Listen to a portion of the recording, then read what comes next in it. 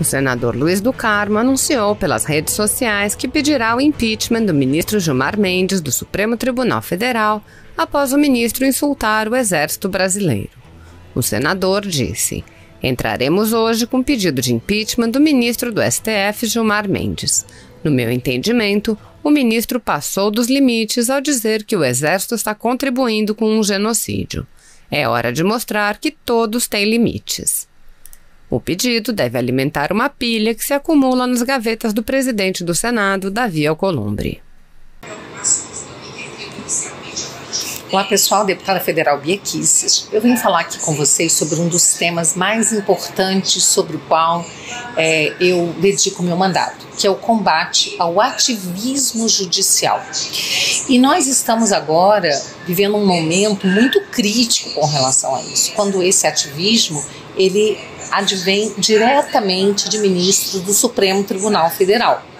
Somente esses últimos dias nós tivemos 2 exemplos muito graves de ativismo. O que é o ativismo? O ativismo é quando o juiz ele se substitui ao legislador e ao invés de simplesmente fazer o seu papel de aplicar a lei, ou no caso até do Supremo, a Constituição, ao caso concreto, aos processos sobre os quais o juiz se debruça, que chegam ao juiz mediante provocação de uma parte interessada, o juiz começa a falar e decidir sobre questões políticas que não estão nos autos. Então nós tivemos essa semana o ministro Gilmar Mendes, numa entrevista, numa declaração, dizer o seguinte, que é preciso dizer isso de maneira muito clara. O Exército está se associando a esse genocídio.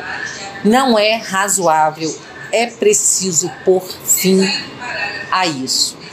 Então, a gente fica pensando assim, de que genocídio, em primeiro lugar, o ministro está falando, né? Porque nós vivemos nos últimos governos um genocídio, aí sim, verdadeiro, de jovens, né, de negros, de pessoas pobres, que têm sido assassinadas, e não só negros e pobres, mas toda a sociedade, que realmente nessas camadas mais pobres da sociedade aumenta a violência, né? Mas pessoas de todas as camadas sociais, de todos os níveis intelectuais, de todas as profissões, têm sido vítimas, sim, de assassinatos, 60 mil pessoas por ano, sem que o Estado tenha sido capaz de proteger essas pessoas. Aí a gente pode falar de genocídio, mas no governo atual, que genocídio é esse? Quem é que está cometendo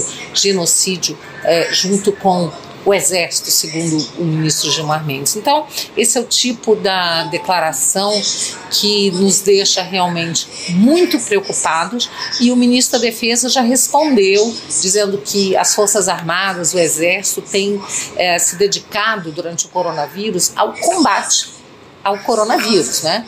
Então não há genocídio algum, o que há é agora uma modinha, né, de ficar falando do presidente da República com total desrespeito à autoridade máxima da República e chamando o presidente de genocida, o que é um crime, né? Porque genocídio é um crime contra a humanidade, e aí, no caso, estão atribuindo um crime.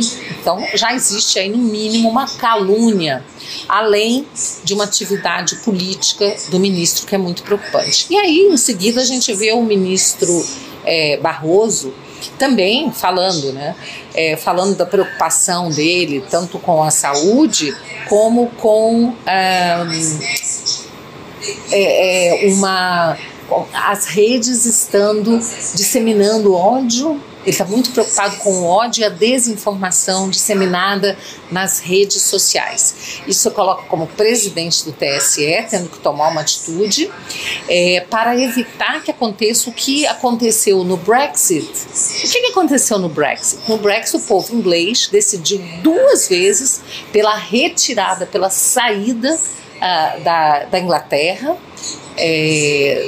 da Grã-Bretanha, né, da União Europeia. Então isso foi a vontade do povo.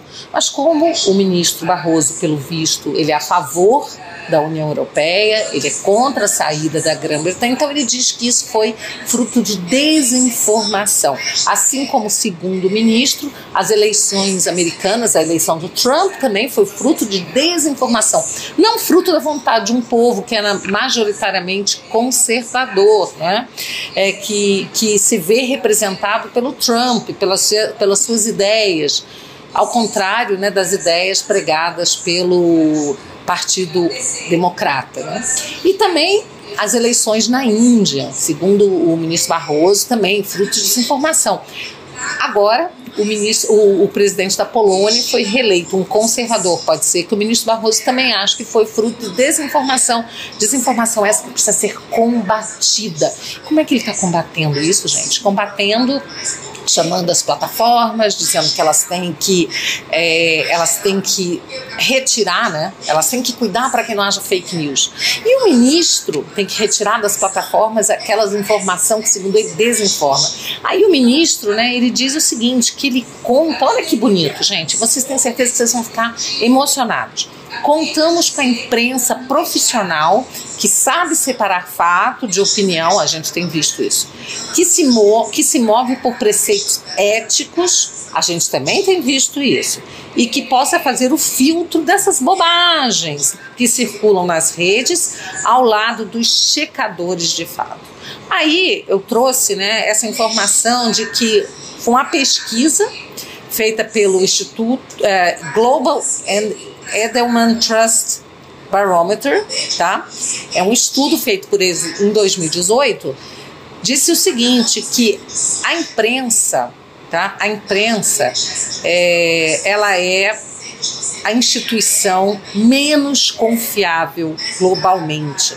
Então, esse resultado apontou que em 22 dos 28 países onde a pesquisa foi feita, ela se encontra no território da desconfiança.